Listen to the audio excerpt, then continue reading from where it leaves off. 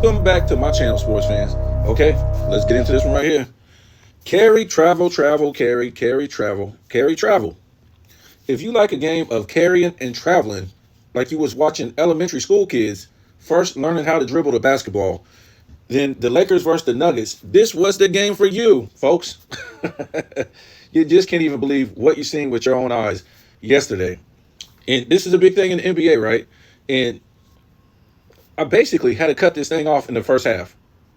Not because I didn't want to watch it, is because these guys are professional NBA basketball players and they don't know how to dribble. The refs, they are professional NBA refs and they do not know how to officiate. It's this bad that if these officials called carry and travel, I need my money back as a fan because these guys are making tens of millions of dollars a year to carry and travel and not know how to play basketball. This is awful, you guys. We're going to get into the game in a minute, but this is awful. This is awful. I just don't know what to say. Look, it's all these guys. LeBron James, Joker, AD, and basically everybody, right? Last night. Dribbling the ball up to their shoulders, putting their palms underneath the ball, and bringing it up and over, up and over, up and over every time they dribble, and nothing is called. Nothing is called.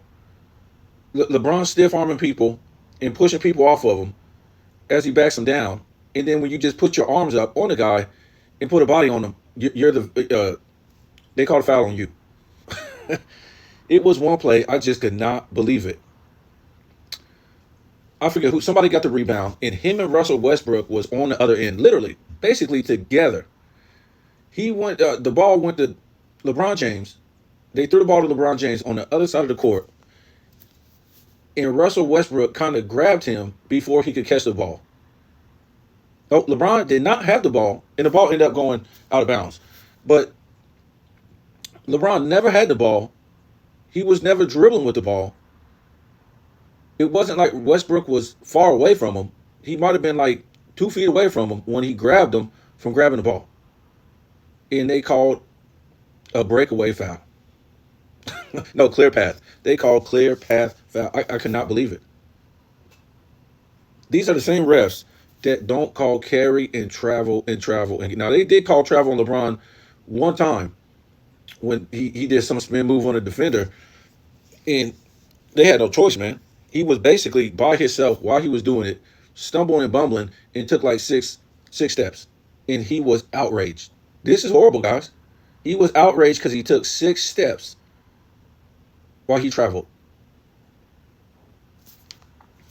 I mean, he should have been, at that point, he should have been laughing because everybody's seen it. He took 2 steps. He was trying to regain his balance, but he couldn't. And he was pretty much stumbling and bumbling with the ball in his hand and not putting the ball down while he was dribbling, which means he was traveling. And him getting mad at that, it just goes to show that this is not a real sports league, folks. We can try to make up a lot of stuff in our heads and make up a lot of excuses, but in reality, it's not a real sports league. I mean, just let's push the refs to the side. And the integrity of these guys to say, okay, the refs aren't going to call travel and carry and travel, but still as an NBA player that makes 10 million, 20 million, 30 million, 40 million, 60 million dollars a year, this is what I'm going to do. And look, guys, I work in a field where I see a lot of competitors and a lot of people do stuff wrong. But I always do it the right way because I've been doing it for so long, I can't live with myself doing it the wrong way. I can't cheat my work. I can't do it. And if you cheat it, something's going to happen sooner or later. And I don't want that to fall back on me. Even though if you do it the right way, it's harder. It's harder. And if you do it the easy way, yes, it's easy. But what do you get out of that? You're not good at what you do. These other guys I see do the job, they're not good at what they do. They can look at my work and say, "Wow, this guy, he put in the time, he put in the work, and he's a hard worker. He does it right. I can always count on this guy, and nothing's gonna happen wrong because he's always doing the job right." So when something bad happens, they can look back and say, "Well, I mean, he's always doing stuff right, so we're gonna give him the benefit of the doubt." And what I'm talking about is these guys make all this money, and they don't value the fans. They don't value their job. I mean, they took away defense, they took away positional basketball, and these guys still cannot dribble the damn ball. This is the first thing you learn. The first thing you learn in basketball camps. This is, and I want to go on with the game and talk about the game, but it's really embarrassing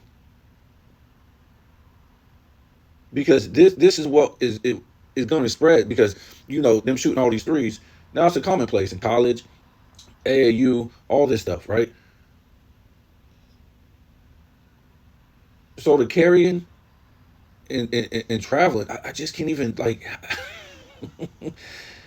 how to call her analyst, play-by-play guys, analyst. Period. Like this is what I was talking about, guys. I said I love Shaq, Kenny, Charles Barkley, but I do not want to see them go on talking about this game because it's not real NBA basketball. It's not the real game that these guys played on the highest level as professional players that had to uphold a standard and be competitors. This isn't that same game. So why would they want to talk about a fraudulent game?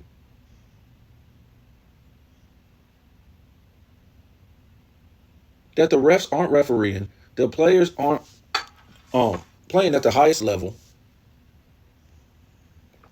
So why would I want to see Kenny and Shaq and Barkley and all these guys talk about these guys? These guys aren't real professional basketball players. So let's get into this game, man. I just it's just crazy, man. Um, so in this game, it was on NBA TV, and we was listening to the Lakers play-by-play guys, and I haven't heard these guys too many times, and I might be wrong because I don't really I don't have the Lakers network or whatever like that. And before we get into that, I can tell you let me tell you why the NBA ratings have really went down. Not only because the bad play, LeBron scaring all the fans away, a number of things, but the fact that basically the majority of your star players play on the West Coast, right? They play on LeBron James, Luca, Joker, SGA, AD, uh, just guys like this. Anthony Edwards. No, he played. No, he don't play. Yes, is he in the West? Where's he at? He's on the mid, like Central time. I think. Yeah, he's in the Central. But you know, it was always a balance in the NBA. Even when LeBron was in the, he played in the East for so long. Michael Jordan played in the East. The Isaiah Thomas and Larry Bird and uh, who is this? Patrick Ewing, Charles Barkley. So what I'm trying to say is, the majority of the population, and to me, real basketball fans, not to hate on the West, but just saying, uh, live on the East Coast. And the problem with uh, all your stars playing in the West for a long time now, nobody's staying up to watch these games. Nobody's staying up. So the Lakers play on TNT or I don't know NBA TV or ESPN. A lot of the population going to be asleep. They're not going to stay up and watch these games, especially not children, young people. They got to go to school. Older people, they got to go to work. A lot of people's not going to watch these games. So I don't think these West Coast games and sometimes these Mountain Time games. Um, so I don't think that did the NBA any favors with all these great players in the West. So yeah, going back to the play-by-play guys, I don't have the Lakers network or whatever it is, and like I said, maybe I'm wrong, but to hear these guys sit there and not slurp on LeBron James all game, just like ESPN, TNT, it's an embarrassment to listen to these play-by-play guys on ESPN and TNT slurp LeBron James all damn game. It's an embarrassment. You guys are grown men And you guys are at this guy's knees, slurping him all game about something that really isn't true. Sucks at three for his career, sucks at mid range for his career, sucks at free throws for his career, 4-6 loser, can't give you no paint work, builds super teams, chokes, meltdown. I mean, we can go on and on. But what I'm saying is, the Lakers play-by-play guys, they didn't seem like they were in awe of LeBron James. I barely heard anything about LeBron James, except when he had the ball. He hit or he missed.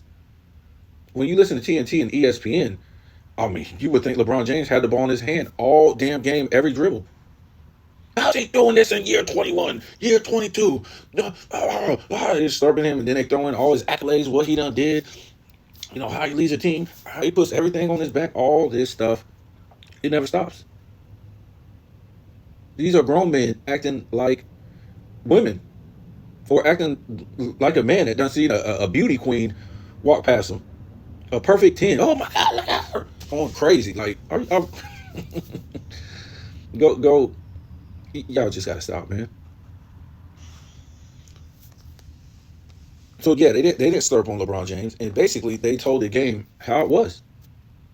When the Lakers would get beat down, they would tell you the truth. When the Lakers turned the ball over, it was the truth.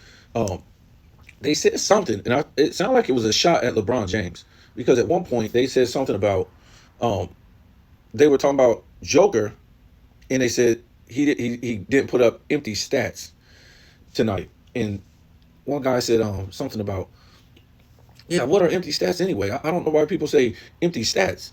And then the other guy said something about uh, the stats that Joker put up tonight. They impacted the game. His assists, his rebounds, his points. That's what it sounds like they were taking a shot at LeBron James because he has zero impact on this game. And this is stuff angry old Who fan he'd be putting up. LeBron's triple doubles have zero impact on the game. And that's what we try to tell you guys. LeBron is no floor general. He's not coming down through traffic and doing all this stuff and controlling the offense and doing all. He just has the ball in his hand. He throws it to a guy, and the guy shoots. There's really no fancy passes or what you guys think is a fancy pass is you guys think is a fancy pass because you guys don't see those type of passes in the NBA anymore.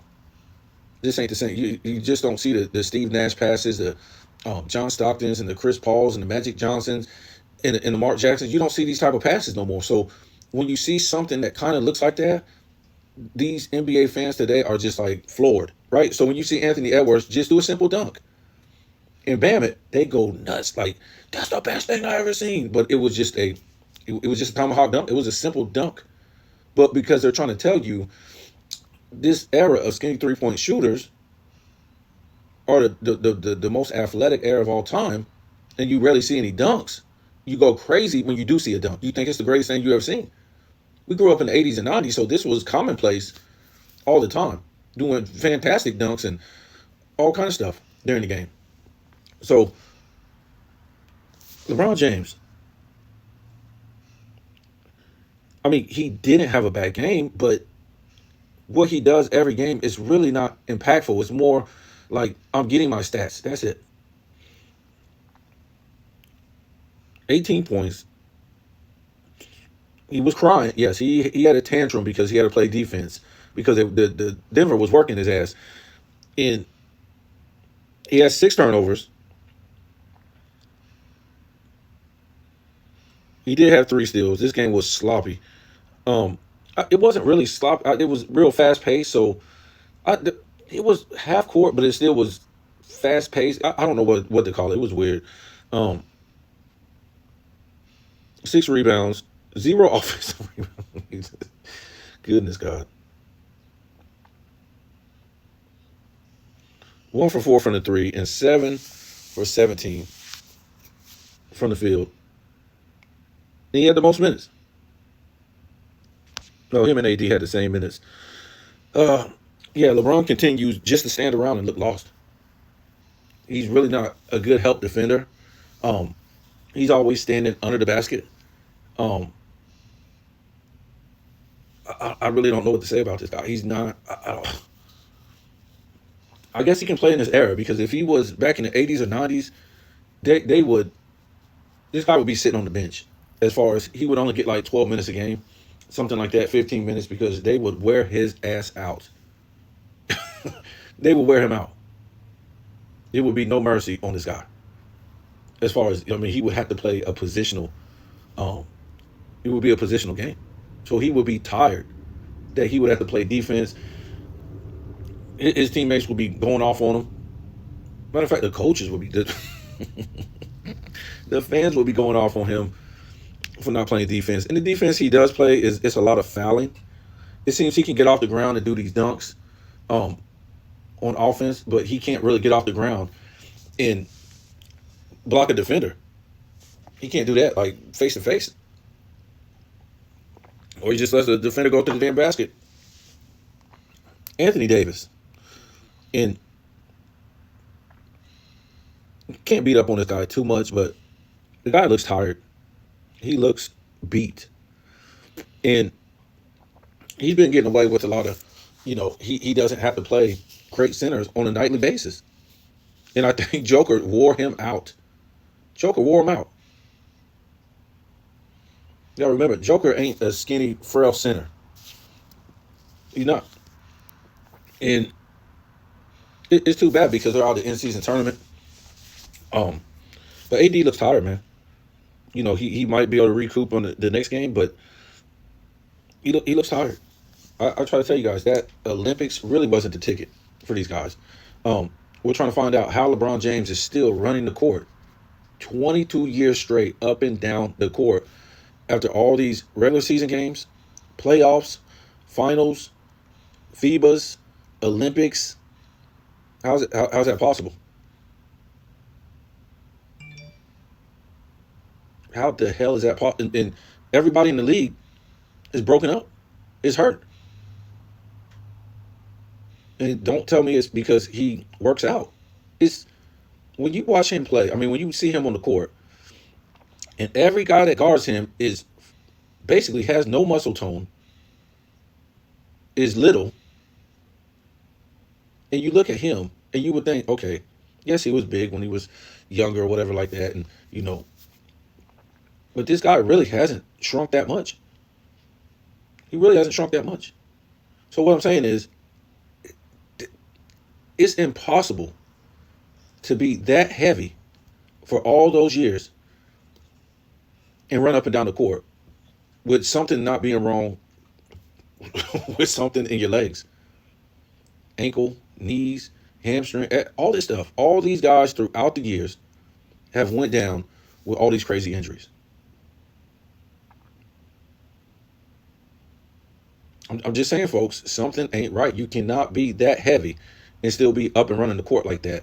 And it's not a half court league. It's a run and gun league. It's impossible for him to be doing this, folks.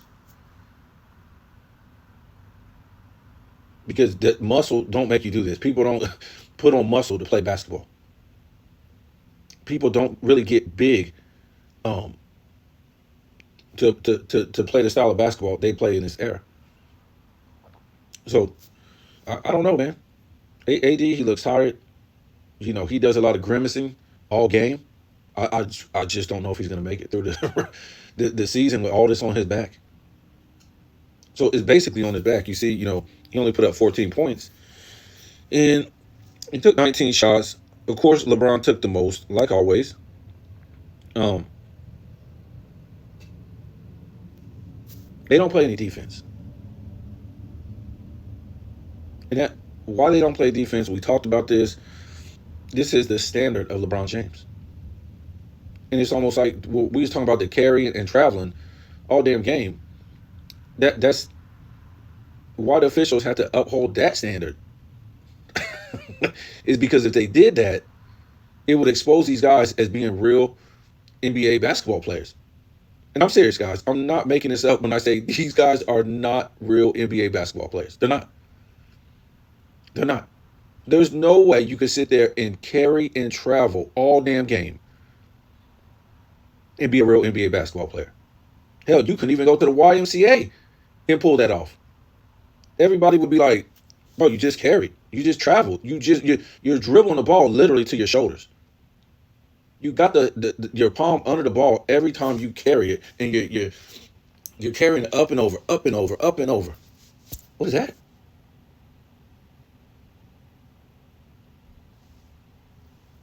So that's what I'm saying. To me, I'm looking at it. You can say what you want to say. They're not real basketball players. So what I was saying is, if the Lakers play defense, because what they're doing is it's another LeBron James team, right? Only person might be playing defense is Anthony Davis, right? Last line of defense. But if the team play defense, that would make LeBron James have to play defense. And guess what? Or it would expose him because Reeves would be playing defense, Hachimura, he'd be playing defense, AD, Cam Reddish, all these guys would be playing defense, right? And then what would happen? You look over here and this guy's not playing defense, LeBron James. So it would expose him as the guy who isn't playing defense. It's kind of like when he played in Miami and when he played in Cleveland. What happened? He traded defense for offense because he had so many shortcomings on offense. So when they look back and they said, "Oh, look, Michael Jordan had this defensive player and that defensive player," because he was a great offensive player and a great defensive player. So he didn't have to trade neither. But the game was built on defense first back then. You had to earn all your shots. So if you had to earn all your shots, it made the offensive player even greater, right? You couldn't sit at the 3-point line and shoot these threes because it was a dude on you. You would have to come off of 2-3 screens like Reggie Miller and still have a hand in your grill. Nobody was leaving their defender like that. You see these guys today shooting all these threes is mostly because for some reason the dummies come off of their defender and the guy is wide open shooting a three. It really doesn't happen like that back in the 80s and 90s. These guys knew how to guard their guy going all the way to the basket. So it was rare you're going to have an open 3-point shooter. Now, did it happen? Yes. But I'm saying it's rare. But in the grand scheme of things, yes, that would expose LeBron if the Lakers really play defense. And I told you guys, the Lakers, with the team they have, could be a top 5 team in the West every year. But they would have to play defense. And because LeBron James isn't going to play defense, that means the rest of them really not going to play defense either.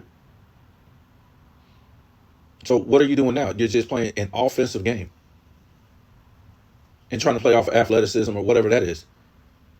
LeBron James really don't have that, like he was playing in Cleveland and Miami with these super teams. They was playing off of athleticism because they were stacked. Now he's old. He's just out there collecting a paycheck and fooling the fans.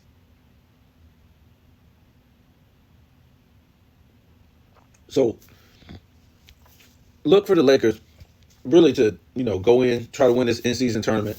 Denver's not going to be there. So Denver, that gives them the biggest problems. They're not going to be. I think they're out of it. They lost 2, so they're not going to be in there. I don't think it really matters if they win or not. This is only about a circus, right? We talked about this.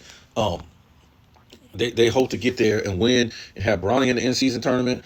They're going to bring Bronny into the All-Star game because they said G Leaguers are going to play in the All-Star game. Nobody knows why. Suddenly G Leaguers can play because Bronny is in the G League. And like we told you before, if this guy is out with an injury or something like that, they said last night, Bronny, like, who cares? Who cares? And then they announced Bronny's return with the Lakers. Like, who cares? They said father and son will be back playing Tuesday. Like, who cares? But who cares is the basketball fans today. They're not real NBA basketball fans. I mean, is there any real sports fans? I mean, look, I'm going to tell the truth. I was watching this Alabama. Was it Oklahoma? Who was they playing last night? I don't know if it was Oklahoma. They were playing somebody, Alabama. And this team wasn't even close to being ranked. And This was football. Alabama was number 7, and I got to tell you guys, Alabama lost, and I can tell you that money was on Alabama to win. And I can tell you, I'm just watching these plays, and I've been watching this stuff lately in college football, NFL, and that game didn't look right, man. These interceptions, throwing it right to the guy, some of these tackles. Now that you see sports, you can gamble on sports. You can see some of this rigging, and it's not even close, man. They, I don't know. Hopefully, they're not doing that in basketball, but it looks real obvious in football. It looks real obvious. Um, and I know, I mean, it would have to go deep. A lot of people they basically would have to be actors, right? And they basically would all have to be in on it, but it just don't look right. Some of these plays that these guys do to lose a game, I'm talking about the top teams. It looks obvious, man. That's all I'm gonna say. I just feel sorry for the people who gamble. Um, so they wanted me to talk about Victor Wembanyama, and look, he didn't have a good first half yesterday against the Warriors. I'm not trying to say Curry is playing bad, but I wouldn't say he's playing good or great. It just seems like he's just out there playing, and he knows he has a good team.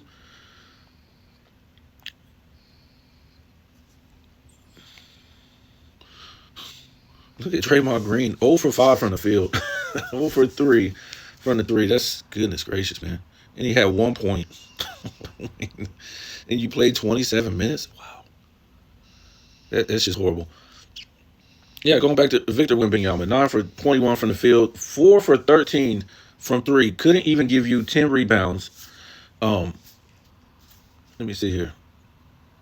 Zero offensive rebounds, guys, for Victor Wembanyama in that game. So what does this tell you? And this is like consistent, right?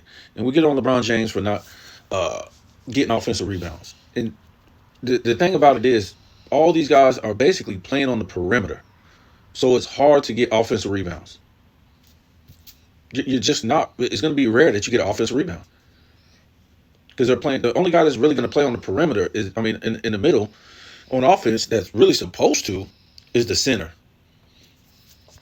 So to see Victor Wembanyama not even get one offensive rebound is just it just don't at 7'4" it doesn't seem possible. He could literally sit under the goal and just gather rebounds, offensive rebounds. I just can't get behind this guy. I know he woke up in the second half and he did great things, but I just can't. You guys are coming at me with a small sample size of one game where he woke up in the second half. And a guy that's 7'4", supposed to be the game changer. I don't know. I heard this guy was supposed to be a mix between like I think it was Keem Olajuwon and Wilt Chamberlain, the Wilt Chamberlain dominance and the um, Hakeem skills or whatever like that. And I haven't seen none of that.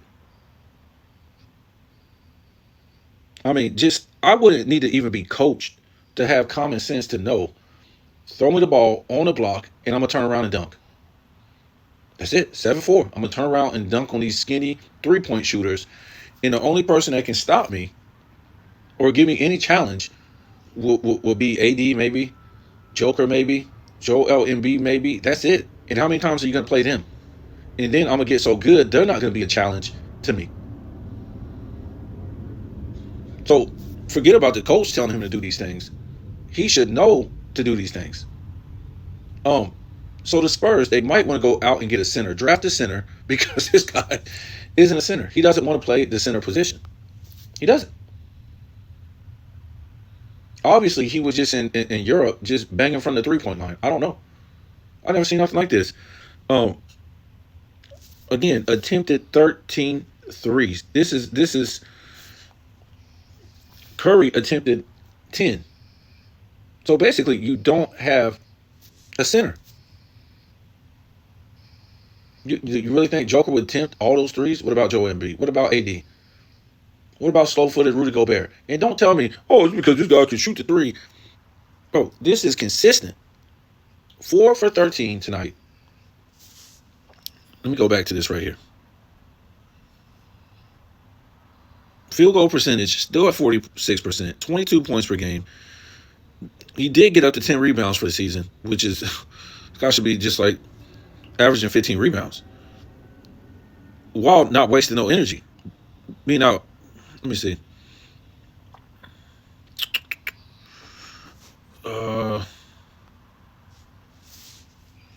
He did get his 3-point percentage up. It's at 33,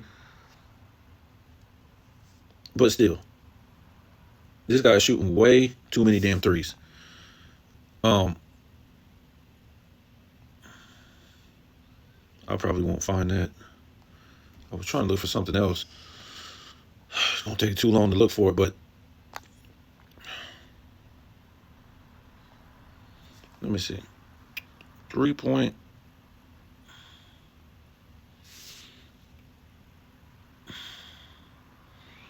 So he took 250 shots, 250 attempts this season, but 125 is from three. That's incredible. And this is why the game is going down the damn drain.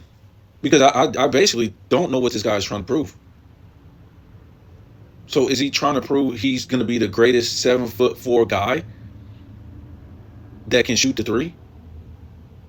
Is this, when the game is on the line, is this what we're going to? If I need you to, we're down by 1, we're down by 2, and this is what we're going to, a 3-point shot, because he can't give you no paint work. He can't shoot the mid-range consistently. So this is what you're gonna go to a 7'4" guy at the end of the game to shoot a three. Wow. Either this guy don't know what the hell he's doing, or this game is rigged. And I'm thinking, this guy don't know what the hell he's doing. Because, like I said, AD, Joker, Joel Embiid, these guys aren't out there shooting all these threes. I mean, this guy is shooting all these threes like he has something to prove. Like, I'm telling you guys, I can shoot 40% from three. I do. I'm knocking them down in the gym, in practice, when nobody's around. I'm gonna show you guys. I'm gonna be the greatest center that can shoot 40% from three. Okay. All I'm saying is, they need to go get a center. They need to go get a center, because this guy ain't gonna work out as far as your center. If he wants to sit on the perimeter and shoot threes, I guess that's fine. Because it looks like there's no other way for this guy to play. Nobody's going to be able to tell him nothing, because there's no coach who has told him, hey, dude, what the hell are you doing? You're a center. All you have to do is go down to the block, request the ball, and turn around and dunk all game.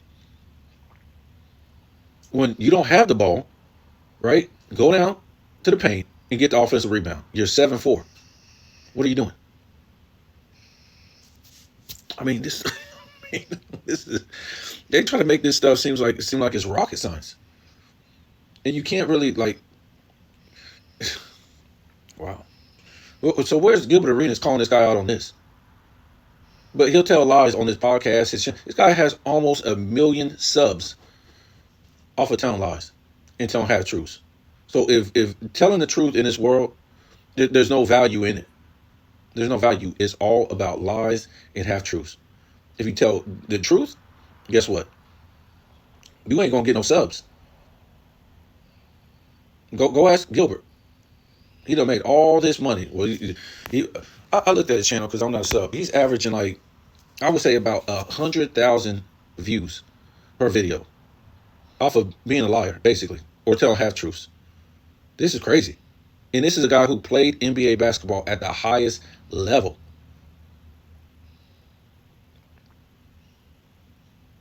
So he knows he can't make no money telling the truth or being honest. So what do you have to do? He has to lie or tell half truths. And this is where this world is. Nobody, told you guys, nobody wants to hear the truth, because the truth is ugly. It's awful. It don't feel good. But a lie is beautiful, makes you feel good. You want more. That's the facts,